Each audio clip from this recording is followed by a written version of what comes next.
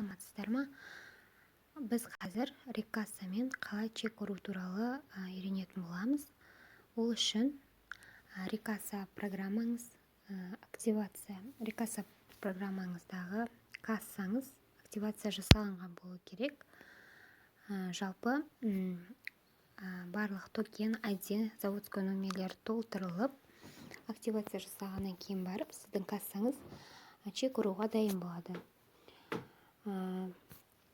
Енді чекті ұру үшін бізге жоғары жақтағы настройкаға кіреміз. Одан кассады таңдаймыз. Осы активировать етілген кассамызды таңдаймыз. Одан кейін деталиға кіреміз. Добавить позицию. Енді наименование жазамыз. Не сатамыз? Мысалы, кондитерская болсын. Ол кезде біз торт сатайық. Вупи-пай торты қанша килограмм? Мысалы, 5 килограмм болсын. Килограммды таңдаймыз. Стоимостьқа бағасын жазамыз. Килограммы 2,5 мыңнан. Сонда 12.500 болды. Бұл жерде еще сіздер скидка процентах көрсетсеңіздер де болады, көрсетпесеңіздер де болады. Егер көрсетсеңіздер, мына жерге общий суммасы шығатын болады. Осылай тағы да не таңдаймыз?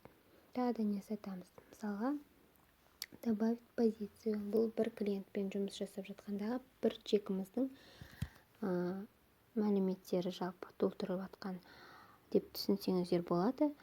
Екінші не сатамыз? Одан кейін біз сатайық пончики.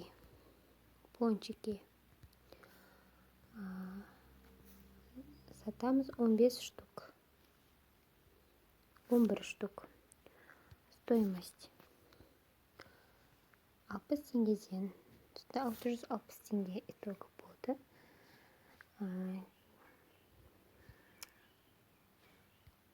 Енді плюсті басып шығамыз. Біз осы пока бір клиентке осыншама саттық делік. Наличные, жалпы онлайн кассаларды көбінесе қолма-қол ақшамен жұмыс істейтін кәсіпкерлер пайдаланады. Сол үшін, мысалы, бізге наличный қолма-қол бізге 20 мың теңге берді делік клиент. Сол кезде сізге автоматты түрде кассаңыз өзі есептеп береді. 20 мыңнан 13.160 теңгені алып тастады. К оплате 13.160 теңгені алып тастады. Сонда сізге сдача 6.840 теңгені сіз қайтарып берген боласыз. Барлығы дұрыс болса, готово.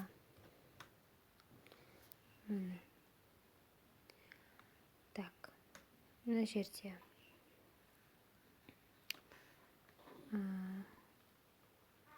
чегіңіз дайын болды.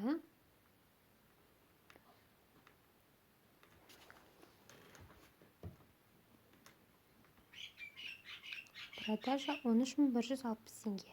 Жалпы суммасы осылай деп көрсеттік. Бұл демо версиясымен орындап жатқандықтан бұл жерде WhatsApp-пен, жалпы жаңа клиентке WhatsApp-пен болмаса чекті шығаруға мүмкіндік болады негізі.